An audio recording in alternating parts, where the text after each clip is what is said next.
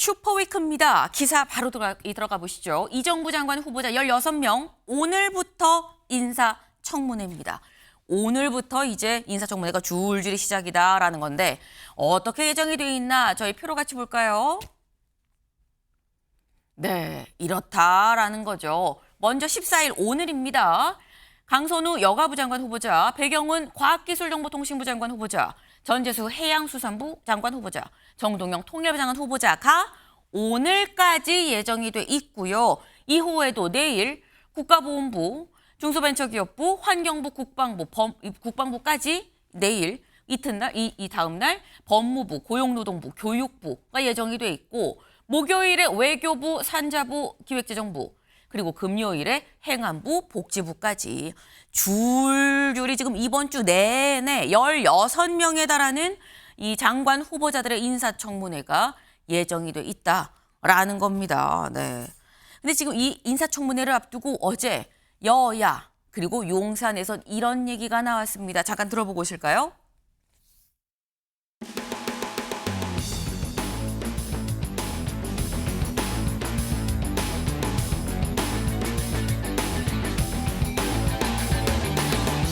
후보자들의 자유 제출과 답변은 자질과 역량을 검증하는 데 큰 문제는 없습니다. 그러나 국민의힘은 객관적 사실보다는 정략적 프레임에 집착하며 청문회를 왜곡하고 있습니다. 장관 후보자들의 면면은 한숨이 절로 나올 정도입니다. 표절, 갑질, 탈세, 이념 편향, 그야말로 의혹 종합 세트입니다. 인사청문회를 통해서 본인들의 소명을 지켜보고 판단한다라는 입장은 변함이 없습니다. 그곳에서 잘 소명이 되고 그리고 한편으로 국민적 의혹에 대한 설명도 되리라 기대하고 있습니다. 네, 여야 그리고 용산까지도 모두가 주목하고 있는 인사청문회다라는 거죠. 그 인사청문회 오늘은 이렇게 4명에 대해서 인사청문회가 열립니다. 먼저 강선우 여가부 장관 후보자, 배경훈 과학기술정보통신부 장관 후보자, 그리고 전재수 해양수산부 장관 후보자, 정동영 통일부 장관 후보자에 대한 이 4명에 대한 인사청문회가 오늘 열릴 예정입니다. 이창근 위원님, 오늘 이 4명 중에서 가장 뜨거울 걸로 예상이 되는 후보 누굽니까? 아무래도 강선우 여성부 장관 후보 내정자겠죠. 왜냐하면은 그간의 보도에 밝혀졌고 본인이 청문회에서 밝히겠다 하다가 안 되니까 이제 어저께 해명을 했지 않습니까? 했는데 그 해명조차도 또 다른 논란이 일고 있어요. 대표적인 게 보좌질 갑질입니다. 하지만 본인이 보좌질 갑질한 게 아니라 그 보좌진이 문제가 있어서 그만두었다. 이렇게 해명했는데 여의도에는 여의도 옆 대나무 숲이라는 보좌진들의 소통 공간이 있어요. 하지만 그 방에 강선우 의원의 해명 이후에 강선우 의원 방 문제 있는 거 모르는 사람이 누가 있냐. 오히려 당 지도부를 지금 원망하고 있어요.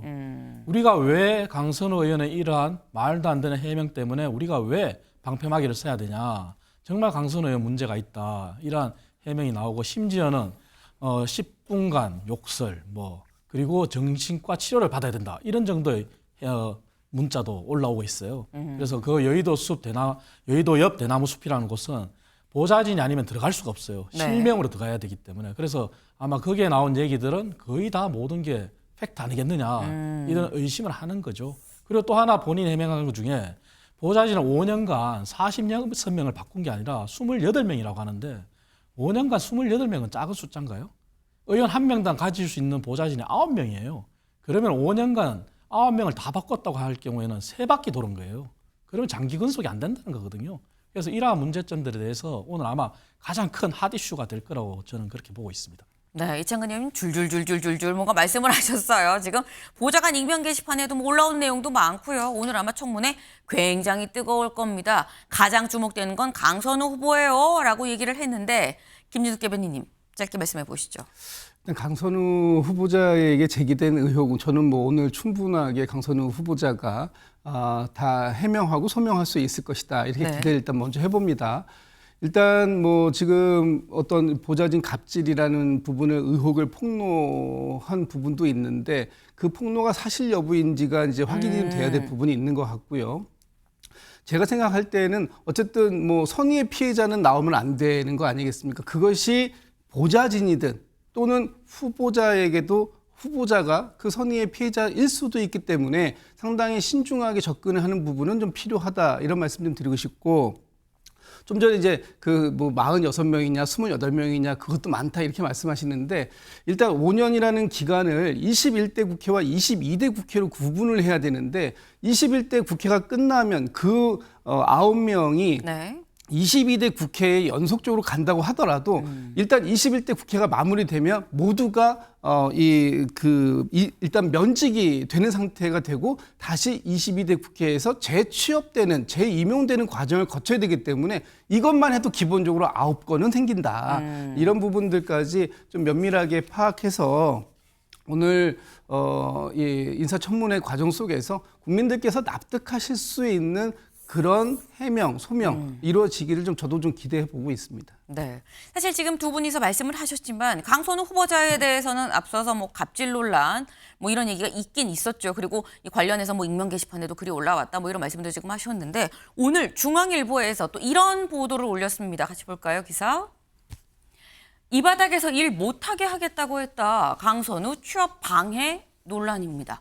그러니까 지금 이 전직 이 보좌관이 뭐라고 얘기를 했느냐. 이걸 좀 같이 볼까요? 강 후보자가 특정인을 콕 집어서 단체 대화방에서 제외하고 모두가 보는 자리에서 따돌리면서 말도 걸지 말라는 신호를 보낸다. 결국 주변 인물을 통해서 내보내는 방식으로 일이 마무리가 된다. 그리고 이 사람이 이 전직 보좌관이 얘기하기를 전직 보좌관들이 다른 데에 지원을 해도 미리 연락해서 문제가 있는 사람이다라는 말을 돌려서 채용이 막히는 일이 반복이 됐다라고 얘기를 했습니다. 그러니까 지금 이거는 중앙일보가 이 한 전직 보좌관의 얘기를 지금 빌어서 지금 기사를 쓴 거예요. 근데 이 얘기를 보면 물론 이 A씨라는 이 전직 보좌관의 말에 따른다고 한다면 김진욱 대변인님, 강 후보자가 쉽게 얘기해서 뭐 왕따를 시켰고 나간 이후에도 내 재취업을 방해했다라고 지금 얘기를 하고 있는 거거든요. 저 부분은 좀 지금 확인이 필요해 보입니다. 네. 일단 강선우 의원 같은 경우는 2020년에 국회의원이 되자마자 소위 그 왕따 방지법이라고 하는 태움 방지법이라는 네. 것을 본인이 주도적으로 입법을 했던 그런 사례가 있습니다. 그렇기 때문에 만약에 저것이 정말 사실이라면 너무나 이율배반적인 태도를 보였다라는 것이 아마 국민들에게 평가를 받을 부분인데 네. 그렇기 때문에 역으로 아니 그런 이 태움 방지법까지 만든 사람이 과연 저런 행위를 했을까라는 의문도 드는 거예요. 그래서 그건 확인해 봐야 될 부분이 있다는 것이고 또 한 가지는 뭐 재취업을 방해했다 이러는데 저 기사에 보면은 미리 연락해서 문제 있는 사람이다 이런 얘기를 했다고 합니다. 그런데 네. 저는 좀 이해가 안 가는 부분이 물론 국회에서 일반적으로 보좌진을 채용할 때 평판 조회를 합니다. 이 사람이 과거에 근무했던 의원실에서 어떠한 역할을 했고 또 그 사람은 근무 태도나 이런 부분들이 어떠했는지 이런 것들을 저희가 확인해 볼 필요는 있죠. 네. 그런데 미리 연락을 했다? 근데 이 사람이 어디를 지원할지 알고 미리 연락을 하죠? 무슨 관심법 쓰나요? 그런 게 아니라면 저 부분에 대해서는 상당히 과장된 부분이 있는 거 아닌가. 만약에 뭐 내가 취업을 했는데 그 방에서 이 사람은 어떤 사람이야 라는 평판을 조회했을 때 글쎄 우리 방에서는 좀 우리하고는 안 맞았어요. 라고 얘기할 수는 있죠. 그렇지만 그것은 단순하게 우리 방에 있을 때의 얘기지 그 사람이 앞으로 이 사람 쓰면 안 돼요? 이 사람은 절대 어디든지 취업하면 안 돼요? 라고 적극적으로 했을까? 이것도 저는 좀 의문스러운 부분이 있어서 이 부분에 대해서도 일방의 주장만 가지고 확인할 건 아니고 양측의 주장을 모두 확인해 볼 필요는 있겠다 이런 생각이 듭니다. 네.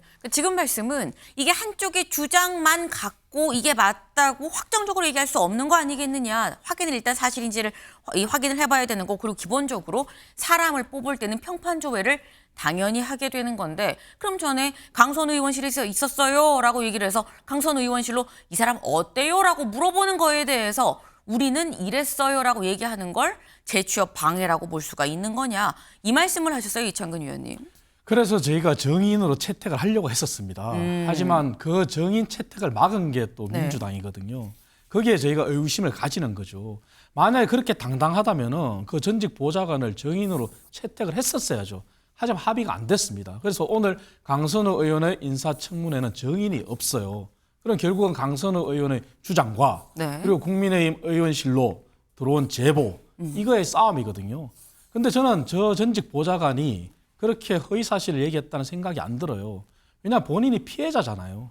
그 피해를 겪은 사람이 어떤 원한이 있어서 그러한 허위 사실을 내겠습니까? 만약에 그리고 그게 허위 사실이라면은 본인이 무고에 의해서 더 큰 처벌을 받을 수 있다는 거 알지 않겠습니까? 네. 그렇기 때문에 지금 국민의힘 청문위원들한테 각종 제보가 계속 쏟아지고 있다 그래요. 그래서 오늘 청문회를 기대해도 좋다 이런 얘기도 하고 있는 실정이라서 네. 강선 의원 대 인사청문위원들 간의 싸움이지만 정의 없는 청문회에서 저는 국민들이 좀 주목했으면 좋겠다.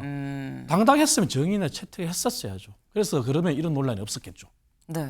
그럼 또 여기에 대해서는 김진욱 대변인님. 아니 당당했으면 증인을 채택을 하지. 그래서 우리가 증인 채택하자고 한 거 아니냐라는 게 또 국민의힘 얘기예요. 지금 이제 이 의혹을 제기한 보좌진은 증인에 채택되지 않았습니다만 강선우 의원 인사청문회에서 증인이 0명이다. 이건 사실은 아니고요. 네. 지금 제가 언론 보도를 통해서 보니까 2명의 증인이 채택되어 있는 걸로 알고 있습니다. 그리고 당당하면 부르면 될 거 아니냐. 당당하지만 그 양쪽의 주장이 다르다는 경우가 있을 수 있는 것이고요. 그런 경우에 한쪽의 주장이 일방적으로 과대평가되는 상황이 있을 수 있기 때문에 이 부분에 대해서는 균형을 맞출 수 있고 또는 객관적인 판단을 하는데 저해가 될 요소가 있다면 그 부분에 대해서는 신중을 기할 필요는 있겠다. 그런 측면을 아마 양 당에서 그 증인을 채택하는 문제를 놓고 협의할 때 이런 부분들이 고려가 된 게 아닌가 저는 추측을 해봅니다. 네. 증인으로 채택을 한다고 다 끝나는 문제가 아니고 증인 채택도 한쪽에 어떻게 보면 입장만을 얘기하는 편향된 증인이 나올 경우에는 오히려 나오지 않는 이만 못할 수 있기 때문에 우리가 막은 거다. 이런 취지의 지금 말씀이에요. 일단 강선우 후보 쪽에서는 뭐라고 얘기를 하느냐 같이 볼까요? 전후 사정을 들으면 의혹과 사실이 다르다는 걸 알 수 있을 겁니다. 오늘 청문회에서 다 입장을 밝히겠습니다. 라고 얘기를 했습니다. 사실 오늘 청문회가 있기까지 입장이 그래서 추가적으로 안 나올 줄 알았는데 뭘 통해서 살짝 알려졌느냐. 여당 청문위원들한테 강 후보자가 직접 문자를 보냈어요. 뭐라고 했느냐. 이 갑질 의혹 관련해서 전직 보좌진 2명이 악의적인 허위 사실을 제보하고 있는데 이 두 사람은 내부 갈등 그리고 근태 문제가 있었던 사람들이다.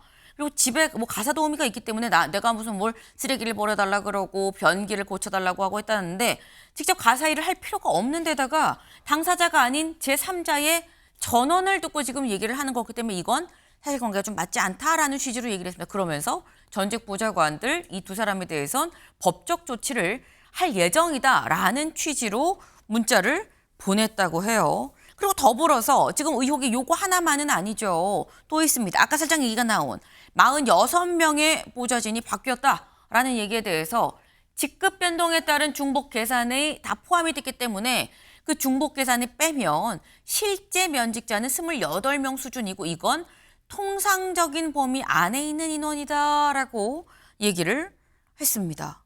근데 이 부분에 대해서 이창근 의원님, 아까 살짝 얘기가 나왔어요. 5년 동안 28명 교체면 1년 평균 5명에서 6명 정도 교체가 됐다라고 보는 것. 이거는 그러면 지금 통상적인 범위 안에 있는 인원이다라고 얘기했거든요. 통상적인 겁니까? 통상적이지 아니죠. 왜냐하면 이미 저 해명 때문에 네. 보좌진 협의회, 물론 국민의힘 보좌진 협의회지만 네. 국회의원들의 평균 보좌진 교체 숫자를 발표를 했어요.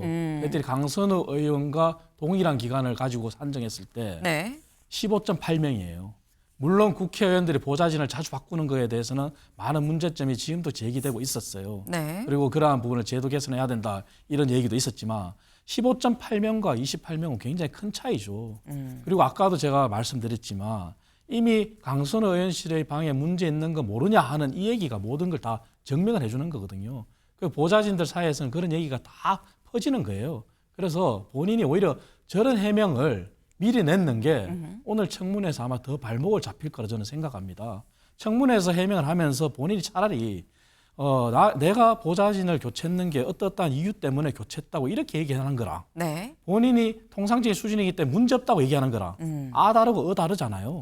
그래서 그러한 부분이 아마 오늘 본인이 더 많은 질타를 받을 것이고 아마 저것은 민주당의 보좌진 협의회에서도 용납이 안 되는 숫자일 거예요. 그래서 그런 부분이 본인이 어떻게 나올지 한번 더 지켜봐야 되겠습니다. 네, 요거는 김진욱 대변인 말씀도 들어봐야 될 것 같아요.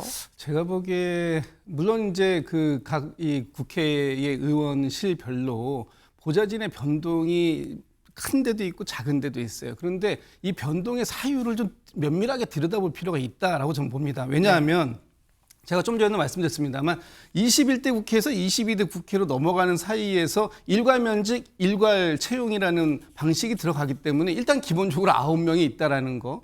그다음에 국회의원들이 보좌진을 뽑을 때 어떻게 뽑냐면 일단 자기가 맡은 상임위 배정 당시에 의원 그 보좌진들을 바꾸는 경우가 있고요. 네. 또 당직을 주요한 당직을 맡을 때 특히 뭐 대변인이라든지 아니면 이런 당직을 맡았을 때 그에 필요한 또 보좌진이 있어요. 그럴 때 또 교체 수요가 발생해요. 그리고 선거에 임박한 시기라든지 선거가 끝났을 때 네. 또 다시 바꿀 수밖에 없는 상황들이 생깁니다. 근데 이런 과정들에서 물론 다른 일반적인 좀 전에 말씀 주셨던 것처럼 뭐 한 15명, 16명 정도에 비해서 더 많다. 많은 건 인정이 되나 단순하게 숫자만 가지고 그 방이 문제 있는 방이다라고 이렇게 비판만 할 수는 없는 거 아닌가? 상황이라는 것이 존재하기 때문에 그런 상황들에 따른 해명도 충분하게 들어볼 필요는 있다. 저도 뭐 전체적으로 이 보좌진들이 이게 단순하게 그냥 의원의 그 소위 파리목숨처럼 되어 있는 이런 상황들은 바람직하지 않다. 어떤 근무라든가 이 직업의 이것도 직업이기 때문에 네. 어떤 직업의 안정성 차원도 충분히 보장이 되어야 하지만 이 의원과 보좌진이라는 특수한 관계 속에서 형성되는 그런 고용 관계라는 것들도 좀 우리가 한번 별도로 인식해 볼 필요는 있겠다 이런 생각이 듭니다. 네. 전후 사정이 어떤지 여부를 들여다봐야 왜 보좌진이 이 정도의 숫자로 바뀌었는지 여부가 설명이 되지 않겠냐. 그리고 그 얘기를 오늘 강 후보자가 직접 나와서 얘기를 한다고 하니까 일단 들어보자라고 말씀을 하셨는데 저희가 잠깐 얘기하는 중에 뉴스 속보가 살짝 나갔죠. 조선대병원 수술실에서 지금 현재 화재가 발생을 했습니다. 근데 이게 중요한 이유가 수술실에서 화재가 발생할 경우엔 피해가 더 클 수가 있죠. 때문에 지금 현재 이 피해 정도가 어느 정도인지 대피를 한 건지 수술실의 화재가 번졌는지 지금 진압이 되고 있는 상태인지 여부가 추가적으로 소식이 나오지 않고 있기 때문에 그 얘기는 저희가 나오면 나오는 대로 같이 좀 이 얘기를 드릴 수 있도록 해 보겠습니다. 네, 인명 피해가 없기를 바래 봅니다. 일단 저희가 지금 오늘 인사청문회 얘기를 좀 하고 있었어요. 근데 지금 뭐 갑질 논란이 있고 하지만 이게 전후 사정을 좀 봐야 되는 거 아니냐라는 말씀을 하셨는데 내부에서 강 후보자를 옹호하는 목소리가 있습니다. 누구냐? 허종식 의원 SNS에 이런 글을 올렸어요. 제가 겪어본 강선우 의원은 바른 분입니다. 사회적 약자에 대한 사랑이 넘치는 분입니다. 근데 이런 분이 갑질이라고요? 전 이해할 수가 없습니다. 누군가 커튼 뒤에 숨어서 괴롭히는 것 같아서 참담함을 넘어서 분노하고 있다라고 얘기를 했습니다. 근데 지금 여기서 보면 정말 내부에서는 강선우 의원 그럴 일을 할 사람이 아니에요 라고 얘기를 하고 있다는. 그런데 또 아까 얘기 중에 살짝 나왔죠. 또 이 보좌진 익명 게시판 여의도 옆 대나무 숲에는 또 이런 글이 또 올라왔어요. 보좌진 갑질 논란이 되고 있는 모 장관 후보자 이런 것까지 커버 쳐주려니 보좌진으로서 현타가 너무 심하다. 인격 훼손을 무마하는 게 우리 업무의 범위냐? 이것은 2차 가해다. 라는 글이 올라왔습니다. 근데 물론 이게 김진욱 대변인님, 이게 뭐 민주당 보좌관이라고 단정할 수는 없습니다. 뭐 민주당일 수도 있고 국민의힘 보좌관이 민주당 보좌관인 척하고 모슬렘을 쓸 수도 있는 거긴 한데 만약에 민주당 보좌관이 올린 거라고 한다면 이건 내부적으로 민주당 보좌진들 내부에서 상당히 좀 논란이 진행 중이다라고도 볼 수 있는 사안인 거거든요.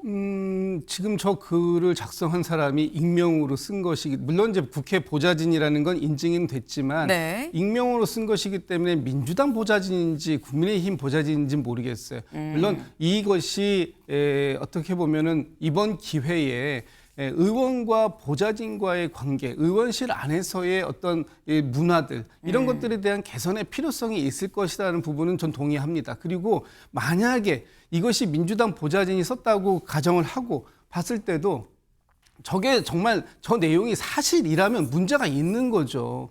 의원과 보좌진의 관계는 과거에는 어떻게 보면 정치적 동지적 관계라고들 얘기를 많이 했어요. 그렇기 때문에 이 공적인 영역과 사적인 영역이 사실 그렇게 크게 분리되지 않고 공사가 같이 어우러지는 그런 공간이기도 했습니다. 그런데 이제 지금 특히 이제 MZ 세대라고 하나요? 이렇게 이제 오면서 공사가 명확하고 근무 시간이라는 것도 9 to 5, 뭐 6라든가 네. 아니면 밤 10시 이후에는 안 된다든가 뭔가 이렇게 점점 변해가고 있는 거죠. 사실 국회의 일정이라는 게 밤 10시, 11시에도 그쵸. 상황이 생기면 뛰어나가는 것이 저희가 예전에 과거에 경험했던 일이기도 하거든요. 근데 지금의 상황 속에서 어느까지가 갑질이냐 이 경계가 참 모호한 부분이 있어요. 그리고 예를 들어서 한 번 단순하게 부탁한 거냐 그것을 받아들인 사람이 갑질이라고 받았느냐 아니면 장기적으로 지속적으로 여러 차례에 걸쳐서 똑같은 뭐 반복적인 일이 있었느냐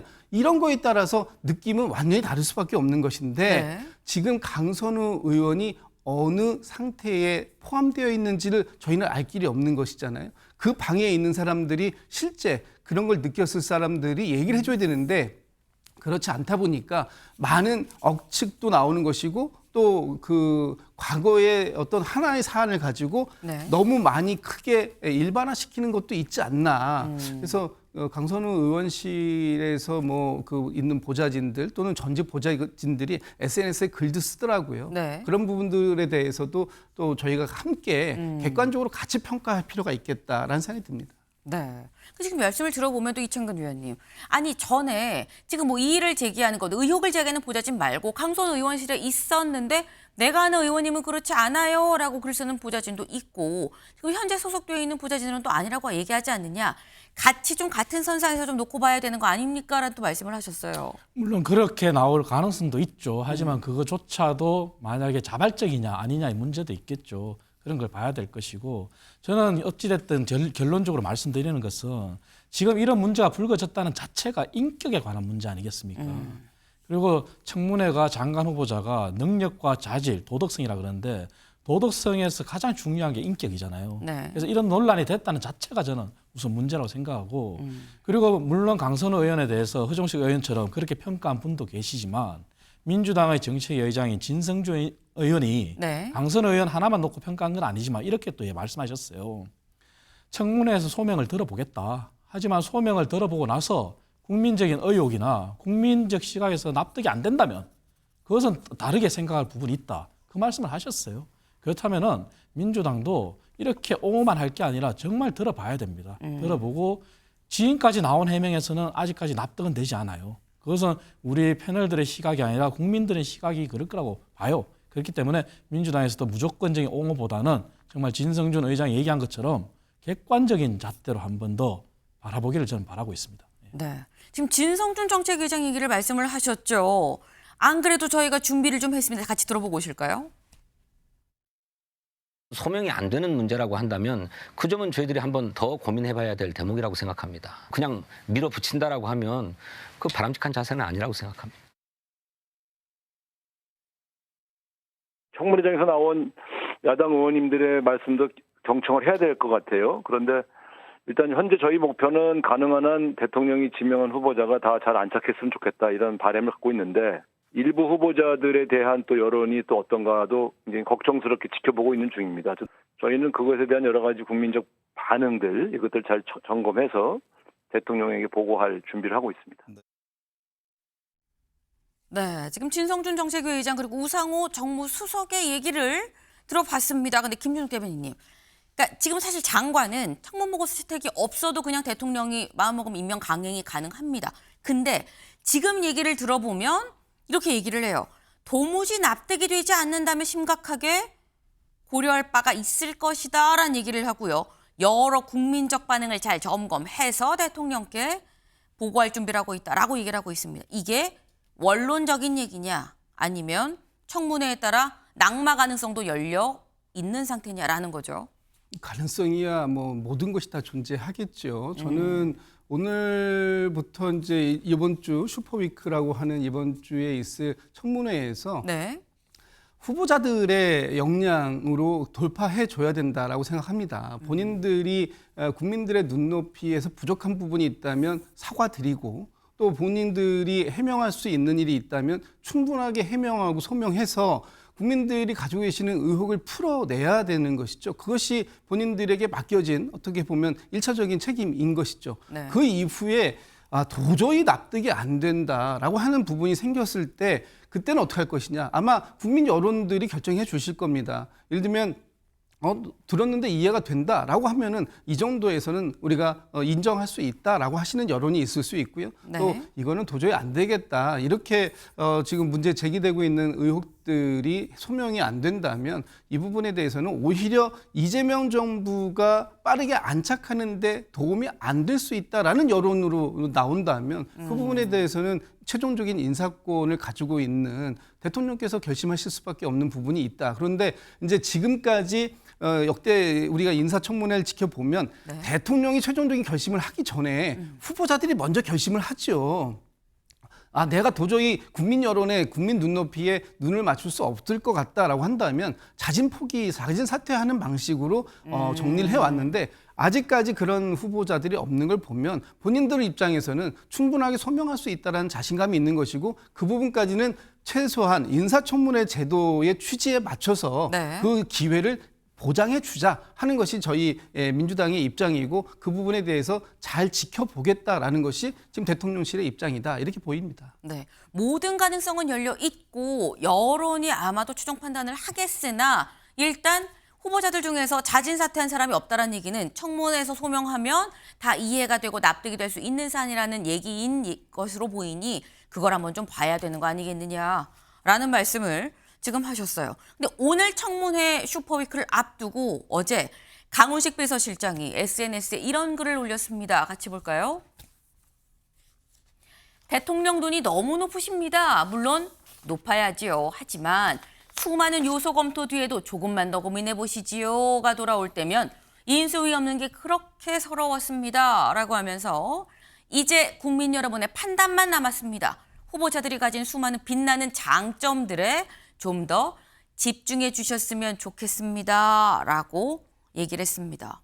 그래서 이 글을 보고 조선일보는 뭐라고 기사를 썼느냐. 대통령의 눈이 너무 높아서 장관 청문회 전원 통과 예고다라고 썼어요. 이게 사실 이창근 위원님. 지금 현재 강훈식 비서실장이 인사청문회 시작을 앞두고 대통령 눈이 너무 높아서 좀 힘들긴 했었어요. 근데 이제야 좀 말합니다라고 얘기를 하는 건 이재명 대통령과 후보들 사이의 어떤 링크를 결합을 좀 시키는 연동시키는 역할이 이 글로서 좀 된 면이 분명히 있다라고 조선일보는 보는 것 같아요. 때문에 이거는 전원 통과 아니겠느냐. 어떻게 보십니까? 동의하십니까? 그 부분에 동의하고요. 거기에 한 발 더 나아가서 저는 강훈식 비서실장이 여론전을 또 주도하고 있다 이렇게 봅니다. 하지만 중요한 것은 대통령의 눈높이가 아니죠. 국민 눈높이입니다. 그리고 이미 김민석 국무총리 역시 인사청문회에서 많은 문제점이 있었고 해명이 제대로 안 됐지 않습니까? 그런데도 여당의 수적 우세에 의해서 국회 인준을 받았지 않습니까? 하지만 지금 국민들이 바라보고 싶어하는 것은 이재명 대통령이 지금 한 달 남짓 한 행보를 잘하고 있다. 경제 살리기에 집중하고 있다. 박수를 보내지 않습니까? 그렇다면 과거 문재인 정부와 윤석열 정부와는 다른 모습을 또 보고 싶어 할 거예요. 그것이 바로 인사 부분입니다. 문재인 정부에서도 국회 인사청문회가 통과 제의처럼 형식적이었지 않습니까? 청문회에서 많은 문제점이 있었고 청문보고서 채택이 안 됐는데 부적격인데 무조건 밀어붙이기 했었고 윤석열 정부도 똑같이 했지 않습니까? 하지만 지금은 그런 모습을 보이면 안 되는 거고 국민들 그걸 원하는 거죠. 그래서 지금 이 시점에 왜 하필이면 인사청문회 슈퍼위크 한 줄 앞두고 강훈식 비서실장이 저런 메시지를 냈을까? 당연히 저는 대통령의 심기경호, 대통령의 눈높이에 맞춰서 본인이 링크도 걸면서 그리고 국민들의 여론을 조성하는 그런 역할을 한다고 봐요. 하지만 국민들은 냉정할 거예요. 어쩔 수 없이 국회에서 민주당이 우세고 그리고 여당이 밀어붙이면 또 대통령이 밀어붙이면 장관은 임명이 돼요. 네. 하지만 그 임명이 두고 문제가 될 수도 있을 거예요. 그리고 모든 인사가 완벽할 수는 없어요. 약간의 문제점 다 있을 수 있어요. 하지만 경중이라는 게 있지 않습니까? 하여간 그 경중에서 민주당이 진성준 의장이 얘기한 것처럼 네. 정말 객관적으로 다시 한번 되돌아보고 대통령실도 여론을 조성할 게 아니라 저는 바라봐야 된다 생각해요. 그것이 아마 이재명 정부가 성공하는 그런 길이 될 거라고 저는 그렇게 봅니다. 네. 지금 말씀은 대통령의 눈높이가 국민의 눈높이와 같냐 다르냐가 관건 아니겠느냐. 결국 국민들이 국민의 눈높이로 판단을 할 거다라고 말씀하셨는데 오늘부터 시작이죠. 오늘부터 이번 일주일간 국민들은 어떤 눈높이로 볼 것인지 여부가 주목이 됩니다. 다음으로 넘어가 볼까요?